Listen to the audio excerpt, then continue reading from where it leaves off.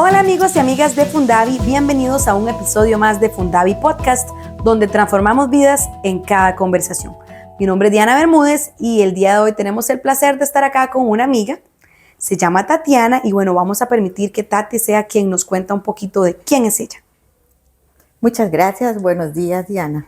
Es un placer y un gusto esta conversación, que me hayas invitado a tu programa. Estamos para servirte y en todo lo que les pueda aportar, con mucho gusto. Muchas gracias. Mira, Tati, para el día de hoy teníamos pensado hacerte como un montón de preguntas y tratar de sacar provecho de esto. Tal vez si nos contás como desde que estabas chiquita, cómo fue tu infancia, cómo es tu historia de vida. Bueno, yo, gracias a Dios, fui una niña que nació parto normal, según cuenta mi mamá, ¿verdad? Soy la quinta hija de 7 hermanos, de 7 hijos que tuvo mi mamá. Mi vida fue muy bonita porque entre tantos hermanos pues es muy bonito. Somos solo 2 mujeres y 5 varones. Todo normal, yo fui a la escuela, aprendí a leer y todo normal. Cuando ya pasé a 7º año, ahí fue donde empecé a tener complicaciones porque me daban muchos dolores de cabeza, a veces vomitaba y todo. Entonces ahí fue cuando me llevaron al médico y se dieron cuenta que yo tenía un tumor cerebral. A raíz de eso, entonces perdí parcialmente la vista. También debo decir que fue una mala praxis que se hizo en Panamá con mi operación, porque yo soy panameña de nacimiento, pero soy tica de corazón. Cosa más linda. Entonces, pues sí, entonces fue una mala praxis y por eso perdí parcialmente la vista. Me operaron del tumor. También algo muy importante para mí es que así como me operaron para sacarme ese tumor, pues asimismo me cerraron la cabeza con el tumor adentro y me desahuciaron. 3 meses de vida solo me dieron. Pero gracias a Dios, que es tan maravilloso y tan grande, y a la Virgen de Guadalupe, ese tumor desapareció. Y hoy por hoy, hace 50 años, soy un milagro de Dios viviente. Tati, qué historia tan bonita, ¿verdad? Empezamos tocando sentimientos muy fuertes. Gracias por compartir esto con nosotros, ¿verdad? Tati, cuando estabas en la escuela, entonces no necesitabas ninguna adecuación, ninguna ayuda. Veías completamente lo que uno le llama normal. Sí, fue una chiquita normal, que jugaba con mis hermanos, aprendí a leer, a escribir y todo bien hasta el 6º grado. Ya cuando entré a 7º fue que tuve ese percance. Eso fue por el cambio, ¿verdad?, de la adolescencia, el desarrollo de sus órganos, una serie de cosas. Entonces se produjo esta pequeña acción. Y cuando ya llegaste al cole, digamos, esto fue una pérdida abrupta, supongo. Con lo del tumor no fue como algo que se dio de manera progresiva, sino que lo que se perdió de vista se perdió y ahí se estacionó la vista, por decirlo así. Bueno, sí, gracias a Dios bendito, que sí, no es de retinosis ni nada. El tumor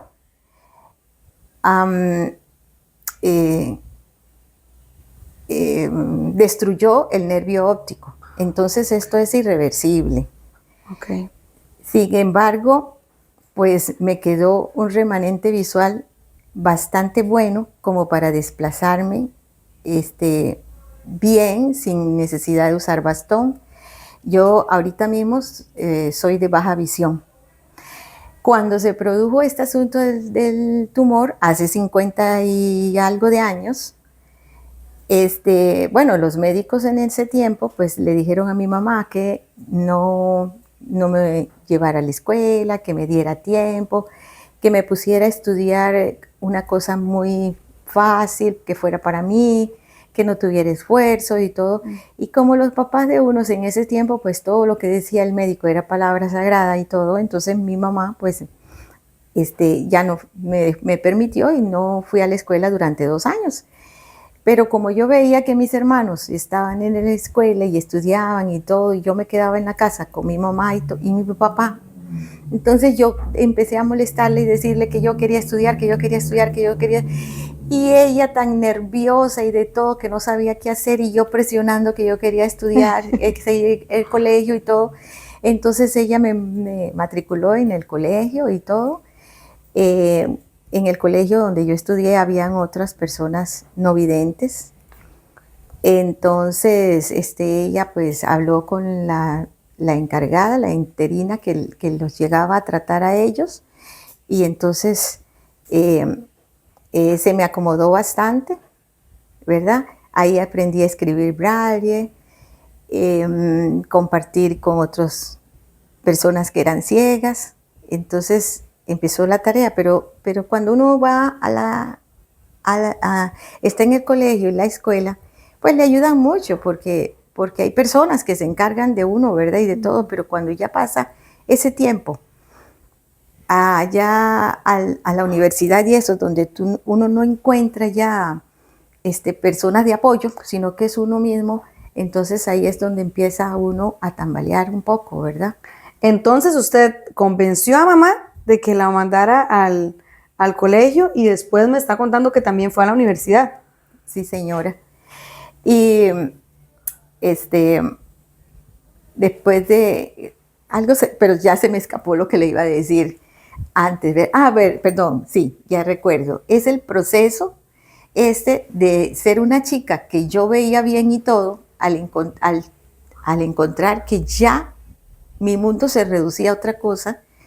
Eso para mí no fue una ofuscación como otras personas, que perdí la vista. Para mí, yo no sé, pienso que pasar de algo así fue como muy despacio, como que me fui adaptando y yo no hice preguntas, sino que lo acepté. Me parece como algo diferente porque hay personas que sí, que se frustran, que no, que chocan con esa realidad y es como no aceptada. Sin embargo, mi transición fue demasiado tranquila. Seguramente que como contaba con el apoyo de mis otros hermanos, de mi mamá y todo, entonces como que se me fue dando como muy fácil para mí. Fluyendo.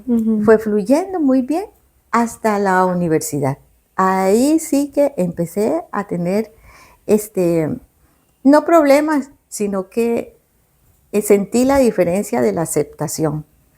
¿Y qué diferencias notaba usted? ¿A qué se refiere con esas diferencias? Pues cuando yo salí del colegio, quería estudiar psicología, porque esa siempre ha sido mi gran sueño, ha sido ser psicóloga, porque me parece que el ser humano tiene unas capacidades maravillosas, tenemos tanto por aportar, por muchos motivos, ¿verdad? Todos pensamos cosas diferentes, podemos construir y bueno, también el ayudar a centrar a las personas. Bueno, por muchas cosas yo quise estudiar siempre psicología. Y cuando yo, muy afanadamente, me ayudó una prima, me dice, yo te espero en la U y vamos a ir a psicología, a ver qué hacemos.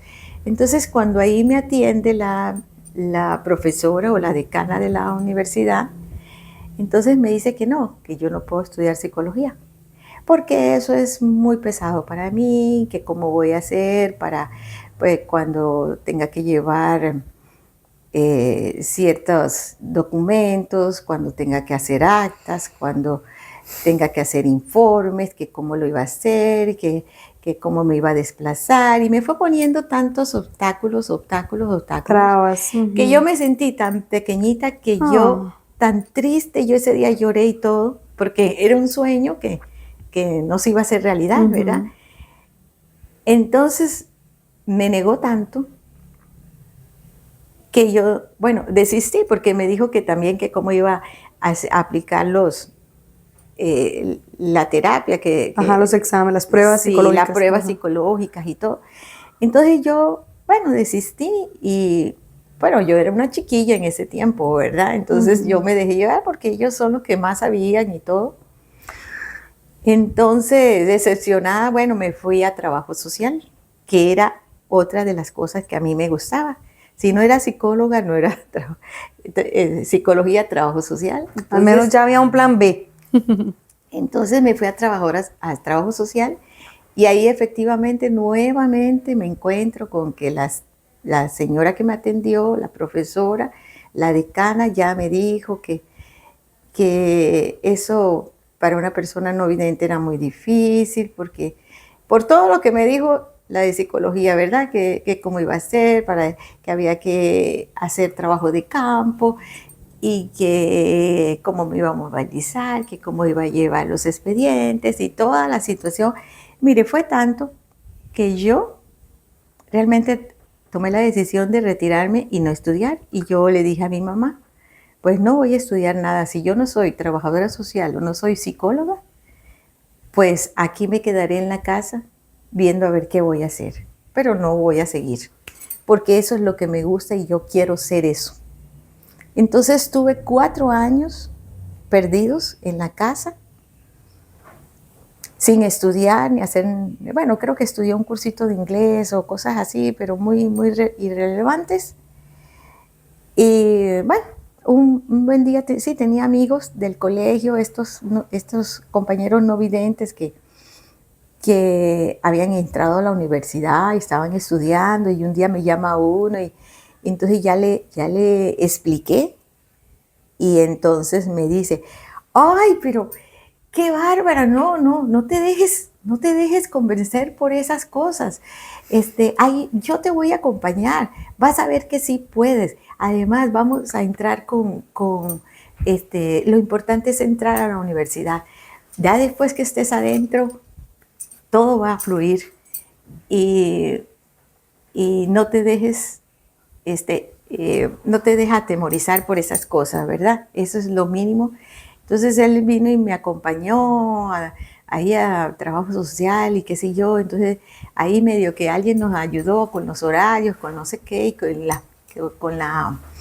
con el examen que había que hacer antes de ingresar y todo, con los ingresos. Y entonces él me dijo, bueno, vamos a hacer una cosa, te vas a ir de incógnita. Entonces tú vas a decirle a alguien, y eso nada más tenía mi mamá. Entonces mi mamá, recuerdo que me dijo, es la primera y última vez que yo voy a la universidad, porque yo en mi vida he entrado a la universidad, pero lo voy a hacer por ti. Y entonces, porque tenía ella que copiar y ayudarme a llenar las cosas, y qué sé yo, ¿verdad? Entonces ya me fui de incógnita a la universidad. Yo no le dije a nadie que yo tenía deficiencia visual ni nada de eso.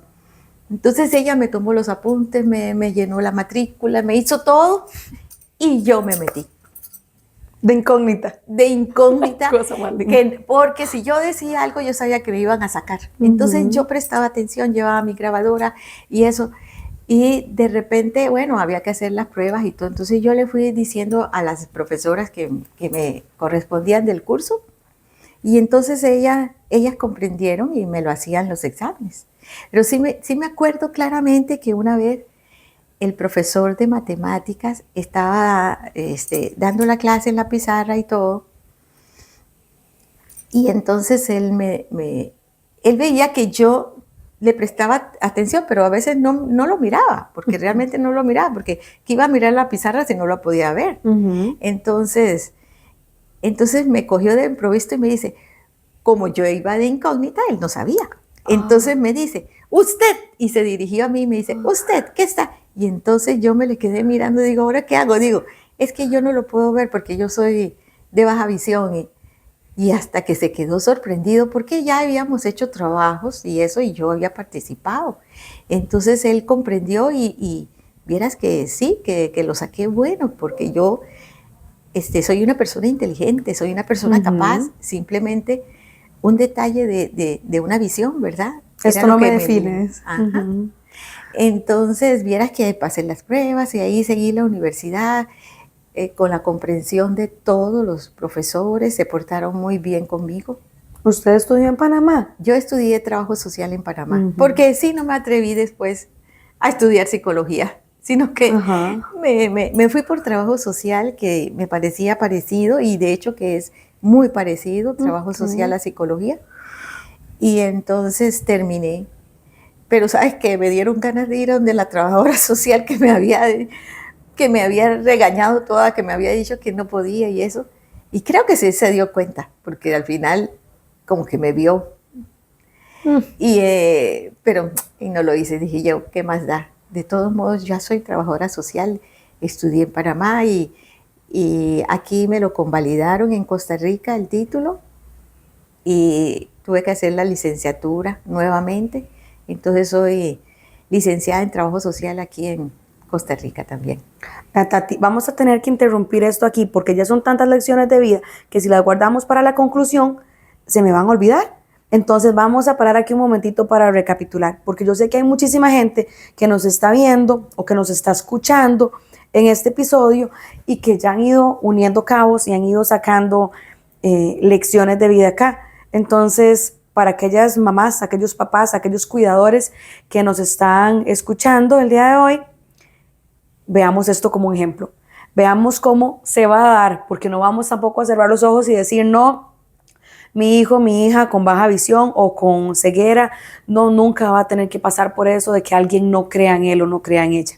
Y uno mismo, si tal vez usted nos está escuchando y usted es una persona con ceguera, con baja visión, sabe de lo que le estoy hablando y sabe que se va a dar que le dicen, no, es que vea usted con esa condición o ese diagnóstico de vista, está difícil que usted logre salir adelante, o mejor desista, mejor no lo intente más. Y es que abunda la gente que nos va a decir, usted no va a poder, usted por esa condición visual o por esta falta de visión que dice la gente también, no va a lograrlo, entonces mejor no, mejor busque otro camino, ¿verdad? Entonces veamos que esto que nos está comentando hoy doña Tati es un ejemplo de algo que vivimos en esta sociedad día a día, de algo que se da en las escuelas costarricenses, que se da en los colegios y que aún tristemente se da también en las universidades. Entonces, cuando tenemos hijos o hijas que están creciendo con condiciones de alguna deficiencia visual, tenemos que saber que la vida no se les va a poner fácil de buenas a primeras. Y de ahí nos tenemos que agarrar para inyectar en estos pequeñines una dosis extra de carácter, una dosis extra de disciplina, un poquito más de fortaleza de lo que normalmente les daríamos, porque estamos hablando de situaciones y de condiciones que no van a ser sencillas. Y ya sabiendo esto, entonces darle las herramientas en la medida de lo posible, ¿verdad? Hacer lo mejor que podemos con lo que tenemos, de enseñarles que la vida se va a poner como que más oscura de lo que esperamos, ¿verdad? Pero que sí se va a poder, que sí se va a lograr y que hay gente que ya lo ha logrado y que si otros lo han logrado, pues debería de servirme de inspiración a mí también, ¿verdad? Para aprender, a veces hay que darse un tiempo, como le pasó a doña Tati, a veces hay que tomarse un receso, ¿verdad? A uno retomar los ánimos o a aceptar. En el caso de Tati se dio, como ella nos comentaba, como que una transición bastante pasiva, podríamos decir, pero no todos somos iguales y a veces tenemos que enfrentar un luto por esa pérdida que estamos experimentando. A veces es una transición, a veces es una aceptación, el saber que es una visión que no va a regresar, que si es un niño o una niña que nació tal vez con ceguera, no va a haber, porque hay diagnósticos que sí, la tecnología va avanzando un montón, pero hay unos con los que todavía no hemos llegado a lidiar o no tenemos cura para muchas cosas. Entonces saber que si necesitamos un tiempo de aceptación, un tiempo de luto, un tiempo para recuperarnos, para tomar aire y agarrar fuerzas, pues lo hacemos, ¿verdad? Pero eso no significa que desistimos. Seguimos luchando por nuestros sueños. Terminada esta pausa, porque si no se me iba a olvidar todas estas cosas tan importantes que teníamos que recordarle a nuestra audiencia, quería preguntarle, y ya una vez que usted se graduó de trabajadora social, ¿cómo le fue en el trabajo? ¿Cómo fue esa experiencia? Bueno, la verdad es que no me puedo quejar. Lo primero era lograr el mercado laboral, ¿verdad? Y mi práctica profesional la hice en una escuela en Panamá, era con una escuela.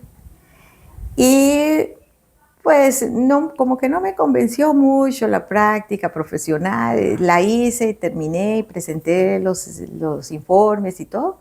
Pero yo dije, ay, yo ojalá y yo no tenga que trabajar en una escuela, porque la verdad es que no ha sido como que así me ha llenado la práctica, ¿no? Ujú. Entonces yo decía, no, ojalá y no tenga que trabajar en una escuela. Pero como los designios de Dios son tan diferentes a los designios que quiere uno, ¿verdad? Pues el primero que me abre las puertas fue el Ministerio de Educación Pública, como trabajadora social. En una ¿verdad? escuela. En una escuela. Cosita. Y yo dije, bueno, me tocó en una escuela, ¿qué vamos a hacer? Pero ya yo más o menos había hecho una práctica y de todo, y me tocó trabajar con los equipos interdisciplinarios. Fue una gran oportunidad que me dio el MEP. Lo agradezco enormemente porque fue una oportunidad para demostrarle a las personas y a mí misma que yo sí lo podía hacer. Yo sí podía desempeñarme y transmitir todo lo que había estudiado, porque yo soy una persona capaz y soy una persona inteligente y puedo hacerlo. Y también eso mismo, transmitírselo a los compañeros de trabajo. Claro que yo notaba que cuando yo llegaba a alguna institución, como que la gente estaba como en una expectativa, ¿verdad? ¿Qué es lo que va a hacer este? Y ahora yo me imagino que el director y todos se ponían las manos en la cabeza, ¿ahora qué voy a hacer? Porque la mayoría de las personas no están acostumbradas a tratar con personas no videntes, porque todo el mundo ve y eso y haga tal cosa y eso, pero dice, ¿y ahora qué hago? ¿Qué va a hacer o cómo yo la puedo ayudar o cómo yo cómo va a trabajar para mí? ¿Qué la voy a poner a hacer? O sea, yo me imagino... Ahora más bien me va a hacer el asunto más difícil, tal vez. Exacto, porque voy a tener que estar pendiente de ella. Yo me imagino que esas son muchas de las cosas que para los directores o para el personal y de todo, es un poco difícil cuando no han tenido una persona con discapacidad, ¿verdad? Entonces yo veía como que ciertas cosas y ciertos movimientos que hacía o tropiezos, la gente me miraba así como que estaba en la expectativa, como quien dice, se va a tropezar. Una película de suspenso. Exacto. Entonces, y yo ya como que al principio como que a uno lo van ignorando, como que se refieren a otros como hacen comúnmente, que para hablarles y eso, si usted va acompañado, es que dígale a ella, ¿verdad? En vez de decirle a uno mismo. Invisible, sí. Exacto. Entonces, pero yo misma fui abriendo esas puertas, esas oportunidades, y me fui estabilizando y fui logrando y fui haciendo lo que yo tenía que hacer y fui dándole confianzas a los compañeros que ya todos se adaptaban a mí muy bien y se daban cuenta de que realmente tratar con una persona no vidente no es nada del otro mundo. Es solo darle una oportunidad para que esa persona nos transmita lo que sabe, lo que puede hacer y en qué yo le puedo ayudar, ¿verdad? Pero no es una persona que tiene que estar cargando, que tiene que estar pendiente, que tiene que estar... Y sin embargo, en algunas ocasiones, pues, preferían siempre a veces mandar a otra persona, que yo, por ejemplo, no saliera, pero dadas las circunstancias, y si llegaba un caso del PANI y la única que estaba era yo, pues tenía que ir al PANI, ¿verdad? Entonces, lo importante yo pienso que es que a uno le den la oportunidad de que uno pueda desempeñarse en su labor y desenvolverse con todas las cosas que sabe. Porque si no nos dan la oportunidad, ¿cómo van a saber qué es lo que necesitamos y qué es lo que sabemos? Claro, y es que hay un potencial que no se puede perder ahí, ¿verdad? Y que uno no se puede limitar. Ahora la gente dice, no me define cuando algo sucede, o cuando meten la patilla por ahí con algo, dicen, ese error no me define. Pues también pasa con las condiciones físicas. Dígase una cuestión de movilidad, dígase una cuestión de visión, eso no me define. El hecho de que no sea 20/20, como dice la gente, ¿verdad? Que no tenga una visión perfecta o que no vea, no me define. Soy mucho más que solamente unos ojos o que solamente un problema de movilidad. Tenemos un montón de potencial que podemos aprovechar y que le puede ser útil a la sociedad. Tati, en cuestiones de trabajo, bueno, ahora me mencionabas esto de que preferían tal vez mandar a otra persona cuando había que salir del trabajo. Está bien, comprensible. ¿Había alguna otra adecuación o adaptación que usted haya hecho o que alguien le haya colaborado a hacer? No sé, como en los documentos que llenaba o en tal vez la computadora, o si había un lector de pantalla o algo así, que también le haya ayudado a poder desenvolverse con normalidad, por decirlo así. Sí, pero todas esas cositas a veces uno las tiene que hacer, porque si no, por parte del MEP, bueno, yo les hablo del MEP porque fue la única institución donde yo trabajé 29 años. Ahí me acabo de pensionar hace un año. Mucho tiempo. Pues yo veía que la gente usaba sus computadoras y eso. Yo tenía en mi casa una, pero más o menos la trabajaba y qué sé yo, y yo quería ser como los otros que la usaban. Entonces, un día se me ocurrió porque resulta que el MEP hizo como un censo en las escuelas, preguntando los empleados que tenían con discapacidad, las personas que habían con discapacidad que trabajaban para el MEP. Entonces, en mi escuela, pues, me llenaron el documento mío. Y bueno, pero nada pasó. Entonces, yo un día me enojé y dije yo, pero tanto que el MEP está preguntando por las personas que tiene con discapacidad y qué ayuda le está dando. Porque esa es otra de las cosas que yo me quejo, ¿verdad? Que percibo que el MEP para los niños, todo bien. Les ponen docentes, itinerantes, les dan todos los materiales, que si necesita la luz, que si el recinto aparte, todas esas cosas, pues sí, está bien. Pero cuando ya el estudiante sale a una universidad o sale trabajando, por ejemplo, como nosotros que trabajamos para el MEP no se ocupó nunca de nosotros, las personas con discapacidad, porque sí solicitó y sí censó, pero bien, hasta ahí se quedó. Hasta ahí llegó. Yo pensé que en algún momento, por eso como me enojé tanto, dije yo voy a enviarle una carta al MEP solicitándole una computadora y de todo. Entonces le puse yo, si están llamando, o sea, están censando para ver dónde tienen personas o sus empleados con discapacidad, ¿por qué no nos ayudan? ¿Verdad? Si están censando, pues lo más óptimo es yo censo para saber dónde tengo, para ver cómo les puedo ayudar, o si están cubiertas sus necesidades laborales. Entonces le mandé una carta al ministro, no me acuerdo quién era en ese momento.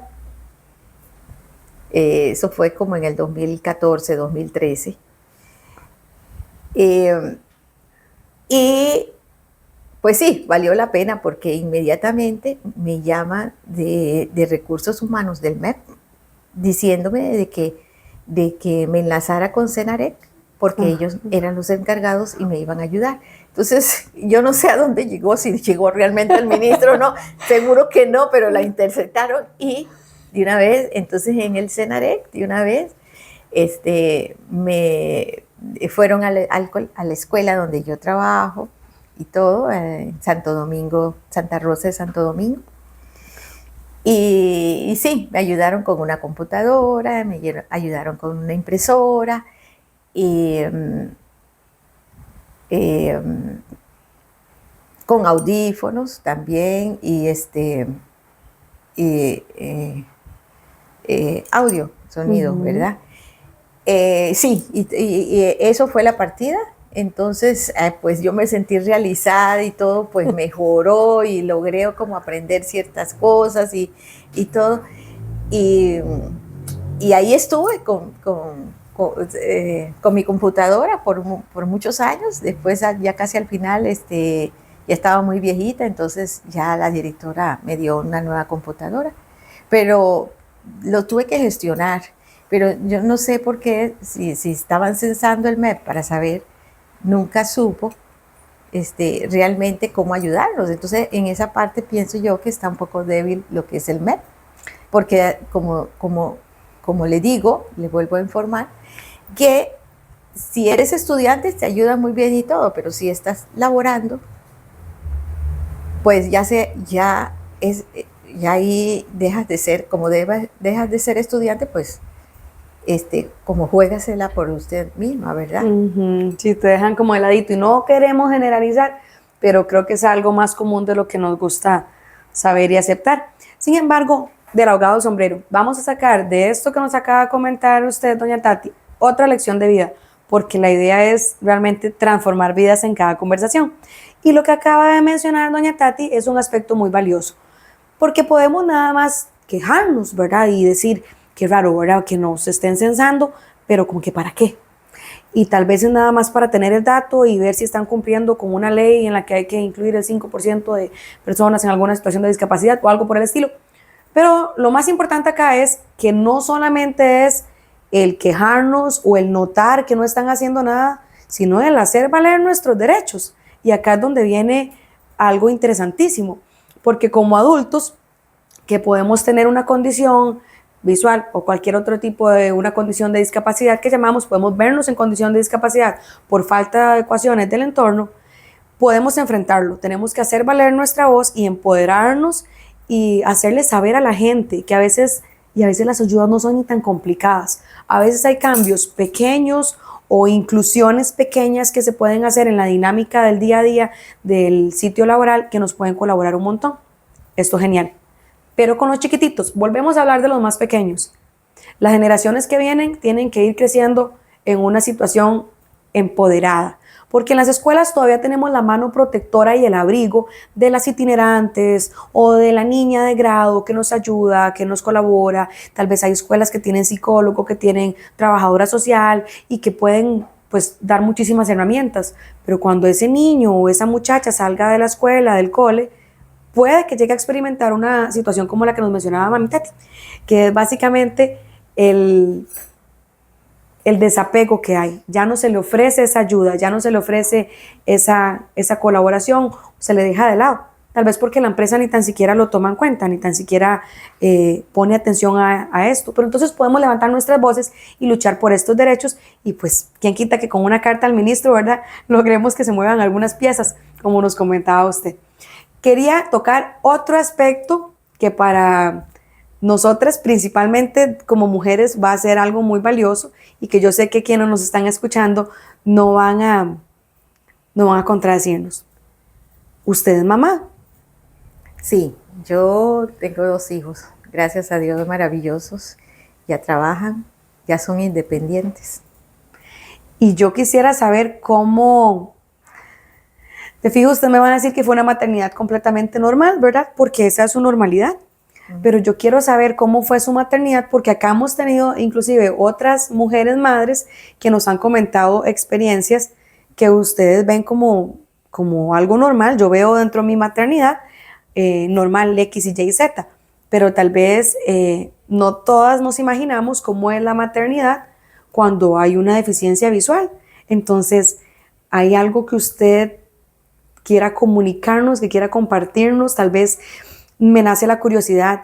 ¿Usted siente que sus hijos hayan sido como más empáticos tal vez o tal vez más accesibles, por decirlo de alguna forma, por haberse criado con una mamá que desde pequeñito les enseñó que no todos somos iguales y que tenemos que a veces enfrentar estas luchas como la que usted me estaba comentando con la carta al ministro?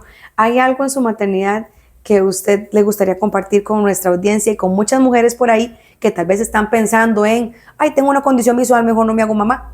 Porque puede que pase. Bueno, para empezar te voy a decir que mi esposo y yo somos no videntes. Mi esposo sí tenía retinosis, que en paz descanse porque ya él falleció. Tenía retinosis y pues yo no.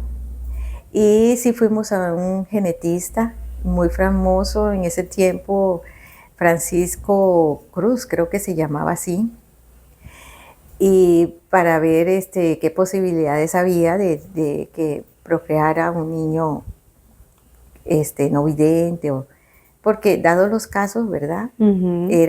Había posibilidades. Entonces este señor ya hizo el estudio y todo y nos dijo que no, que había un 50% y un 50%, pero que él más tendía a pensar que no, que más era que no, porque yo no era con Portadora de retinosis. retinosis. Ajá, yo Ajá. no portaba retinosis y que en mi familia pues no había nadie con esto y que por lo general la mujer es la que aporta más en estos casos. Entonces, pero que sí existía un poco de probabilidades, pero era menos. Entonces ahí mi esposo y yo, bueno, decidimos tener a nuestros hijos. Nacieron bien, gracias a Dios, y se les pusieron sus vacunas, se llevaban y bueno, no tuve ningún problema con ellos, siempre con los cuidados que uno como persona no vidente pues tiene que tener. Por ejemplo, yo no planchaba en el día, sino en las noches, cuando ya mi hijo yo lo ponía a que se acostara, a que durmiera y eso, y yo lo estaba viendo ya listo, entonces en ese momento me ponía a planchar porque uno no sabe si andaba por ahí o que se pudiera, cualquier cosa. Yo tomaba siempre las previsiones, por ejemplo, el cloro, el jabón y todas esas cositas. Como yo no lo estaba viendo siempre, o a cierta distancia ya no lo veía, yo lo ponía siempre arriba, de manera que él no lo alcanzaba. Entonces, y ciertas previsiones yo tomaba en cuenta y gracias a Dios ellos pues no tuvieron ningún peligro ni nada de eso, ni nunca existió absolutamente nada pues que por accidente yo los tuviera que llevar al hospital. Eran pues chiquitos normales, sanos, casi yo no tuve ninguna problemática en ese sentido. ¿Y la división de labores en el hogar? Porque, por ejemplo, hace un tiempo tuvimos por acá alguien que nos comentaba que le habían hecho comentario que es como feillo. En algún momento le habían dicho como, ay, qué dicha que tuvo un hijo porque así le va a ayudar con todas las cosas de la casa. Entonces yo recuerdo que esa señora nos decía, no, pero yo puedo hacerlas, ¿verdad? ¿Cómo era la división de labores en un hogar donde ambos adultos tenían una condición visual? Bueno, te voy a decir que es que mi experiencia es un poquito diferente porque yo tengo mucho remanente visual. Entonces yo como veía mucho, yo veo mucho. Entonces, y esta condición no va a cambiar porque los médicos me dijeron, usted, por más que las personas usen lentes y que usted nunca va a usar lentes, usted siempre va a ver igual. Y hasta la fecha, con la edad que tengo, pues sí, veo igual. Es estacionario que llamamos. Sí, entonces, pues yo los veía cuando hacían ciertas cosas y qué sé yo, entonces para ellos era normal y nunca se me olvida que para un Día del Padre en la escuelita de mi hijo, en el maternal, hicieron una tarjeta y era un burro. Y entonces viene mi hija, tenía como 3 o 4 años y se la llevó al papá. Pero son cosas que nacen con el niño, los van detectando y cosas muy normales. Viene y le pone, le dice, papi, aquí está la tarjeta que te hice. Y entonces él le dice, bueno, léamela, a ver. Y entonces ella le coge la mano y dice, mire, aquí es un burrito, y le puso a que ella le tocara toda la forma del burro, aunque ahí pues no estaba en relieve ni nada, pero ella le puso la mano y le empezó a que él tocara, ¿verdad? La forma y todo, y yo me quedé, digo, sí, cómo los niños detectan, sin saber y sin haberle dicho todavía, pero ya ellos lo detectaban y ellos se daban cuenta. Entonces, claro, uno les dice un poquito, ¿verdad? papá no ve, esas cosas no, díganos usted. Y entonces, pues ellos aprendieron a leer muy rápido, mis hijos, a aprender a leer y escribir muy rápido. Ellos, cuando aprendieron a leer en el kinder. Entonces ellos sí, en la lectura nos ayudaban montones. Y cuando salían con él también, porque él sí no veía nada, pero ellos se fueron adaptando de lo más bien y nadie les tuvo que inculcar nada, ni nadie les decía, ¿verdad? Ayúdelo porque su papá no ve, eso yo no lo vieron. Sí, es que esos son los detalles que obviamente cuando uno está ahí, cuando es una cultura familiar, uno los da por sentado, ¿verdad? Los pasa por alto, pero cuando desde afuera uno intenta analizarlos, es hermoso el escuchar esta parte tan natural que fluye. ¿Por qué es hermoso? Porque a veces en las mismas escuelas o en los mismos colegios, a veces a los docentes no les fluye el hacer lo que ahora nos comentabas que había hecho la niña, ¿verdad? Y a veces simplemente se le aísla a un estudiante porque como no puede ver esta imagen, entonces pues nada más, no, se brincan a Pedrito. Como Pedrito no ve, entonces nada más páseselo al que sigue, ¿verdad? Y ahí se está creando una barrera que no tiene por qué existir. Una barrera en la que, bueno, si Pedrito no puede ver, pues entonces o lo hacemos de manera que tenga algún relieve o alguna cuestión, ¿verdad? Alguna textura, o le explicamos, ¿verdad? Pero esto que usted acaba de mencionar es todo un asunto, porque qué bonito que desde pequeñitos ya iban como detectando, ¿verdad? Ok, papá no ve, entonces tengo que descubrir una manera de que papá pueda tener la experiencia, ¿verdad? Más que una tarjeta del Día del Padre, imagínense, ¿verdad? El significado.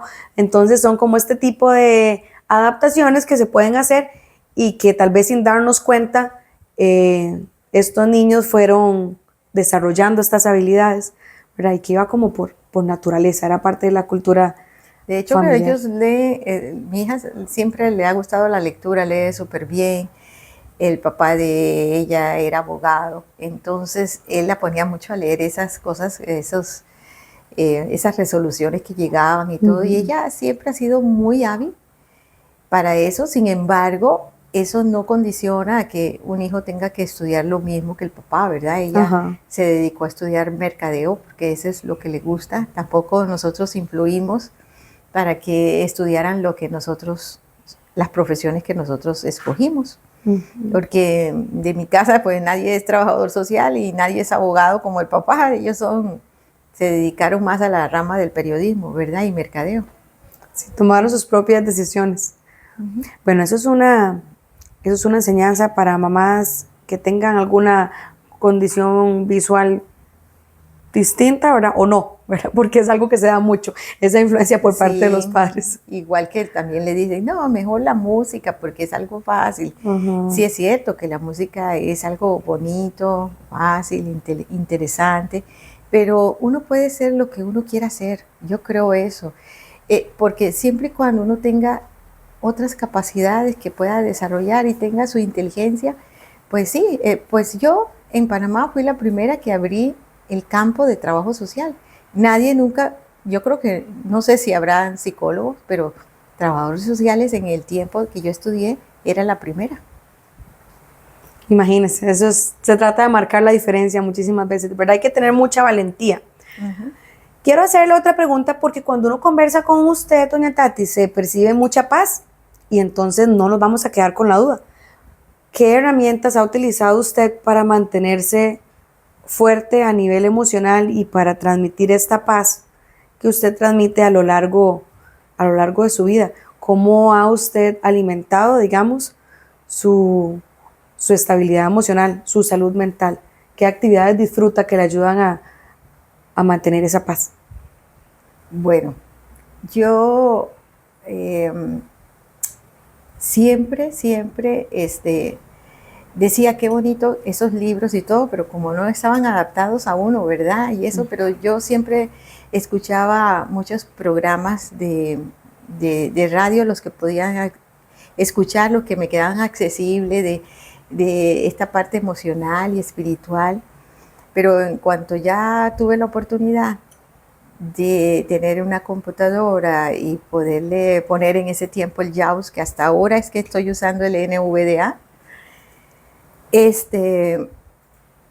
siempre he leído, me he informado de cosas espirituales y de programas de superación personal y han sido muy efectivos y todo eso. Eso me ha ayudado mucho, me ha enseñado a despertar ese potencial que uno tiene y que uno es grande y es fuerte, esa fortaleza que uno tiene en su interior y que muchas veces no la desarrolla, se limita a decir que yo no puedo, que los demás son superior a uno. Entonces todo eso me ha ayudado a fortalecerme y a pensar que yo puedo, que lo importante es tener la paz que uno necesita y que poco a poco uno puede ir haciendo las cosas que uno necesita, puede irse superando, que si una puerta se cierra, pues hay miles que se pueden abrir, ¿verdad? Y que es parte de la sociedad el que te digan que no, pero que uno tiene que insistir, que tiene que luchar y que uno puede lograr todo lo que uno se proponga, ¿verdad? Porque toda esta fuerza y todo esto está en nuestro corazón, está dentro de nosotros. Para nosotros no hay limitación, porque nosotros somos poderosos, nosotros somos grandes. Ahora que digo eso, somos poderosos. En la escuela yo siempre me reconocí, decía que me dijeran la poderosa, entonces me dirían, Tati, la poderosa. Entonces yo siempre les decía, es que no solo yo soy poderoso, todos somos poderosos, porque el poder está dentro de nosotros, solo que nosotros no lo vemos. Nosotros no nos sentimos con ese poder, pero sí, dentro de nosotros hay un gran potencial. Vuelvo y le repito, por eso era que quería estudiar psicología, pero gracias a Dios estudié trabajo social, pero sí, hay mucho potencial dentro de nosotros y es desconocido generalmente por nosotros mismos. Y no busque afuera lo que está dentro de nosotros. Muchísimas gracias, doña Tati, por ese consejo, esa lección, otra lección más de vida que nos está dejando. Ya para cerrar, quería hacerle una pregunta más, porque usted nos comentaba que ahora está en una etapa de jubilación, ¿verdad? Entonces, ahora que me hablaba de los propósitos y del el potencial que uno tiene, me come la hormiguita de la curiosidad por decirle, ¿en qué se ocupa ahora? Ahora que usted ya está jubilada, ya tiene hijos grandotes, ¿en qué enfoca su tiempo? ¿Cómo canaliza usted su energía y su potencial ahora con el tiempo libre que me imagino que ya logra disfrutar? Sí, mira, esa es una pregunta maravillosa y grande, porque yo demoré mucho para pensionarme, porque yo me hacía esa misma pregunta, ¿qué voy a hacer ahora cuando me jubile? ¿A qué me voy a dedicar? Si siempre me dediqué a los niños y ellos le dan también la fuerza a uno, ¿verdad? Pero no, ahí al jubilarme, pues anteriormente me fui metiendo en asociaciones que casi nunca podía participar. Estoy en una asociación de ADEP, una vez al mes me voy a tomar el cafecito, a conversar, a bailar, porque me encanta bailar. Entonces, y voy a compartir, disfruto esa tarde como nunca. Estoy en una asociación de personas con discapacidad y ahí ayudo, ¿verdad? Pero además de eso, mi gran proyecto, ilusión es seguir con la parte esta espiritual, los talleres, y eso es lo que yo más me dedico a, por ejemplo, a instruirme en eso. A veces he tomado talleres de superación personal, de seguir avanzando en la vida de uno. Por eso yo le hablaba a usted de todo el potencial que uno tiene, que dentro de uno, dentro de su corazón, hay un gran poder que no hemos descubierto, y eso y eso lo vengo descubriendo a medida de que avanzo en esta parte espiritual que me gusta tanto. También una de las satisfacciones que he descubierto es que yo no sabía que me gustaba tanto la tecnología, porque ese es otro de los tantas cosas, ¿verdad?, que sucede en el MEP también y en muchos lugares que uno no tiene acceso tanto a la información tecnológica, porque los cursos que hay, yo siempre me ilusionaba por coger un curso, pero los cursos que dan son para gente vidente, totalmente, con el mouse y eso, y entonces qué difícil que era, pues, estos cursos adaptados, ¿verdad?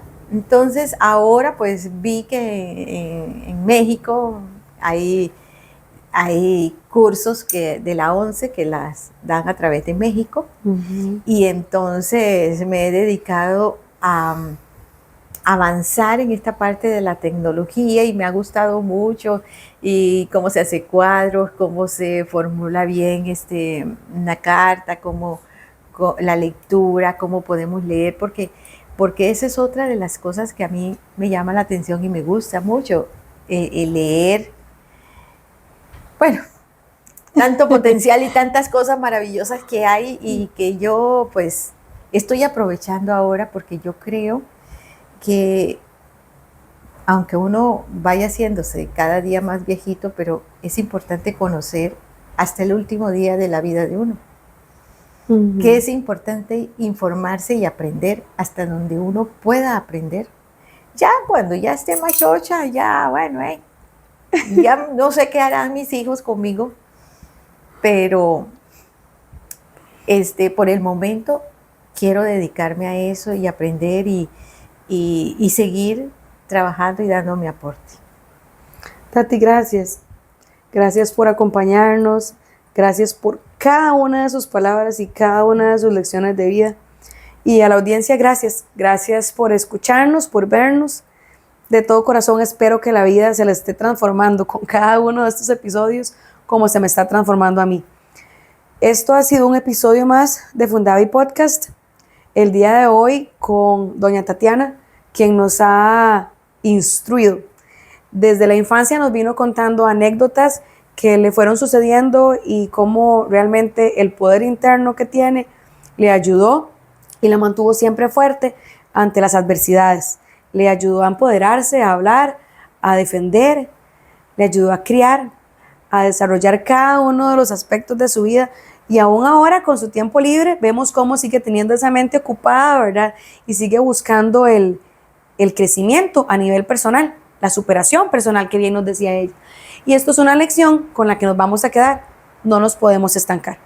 Así sea un diagnóstico de X síndrome, de un tumor, de una retinosis, de lo que sea, una condición de discapacidad con la que tenemos que vivir, no significa que nos debemos de aislar del crecimiento o del conocimiento.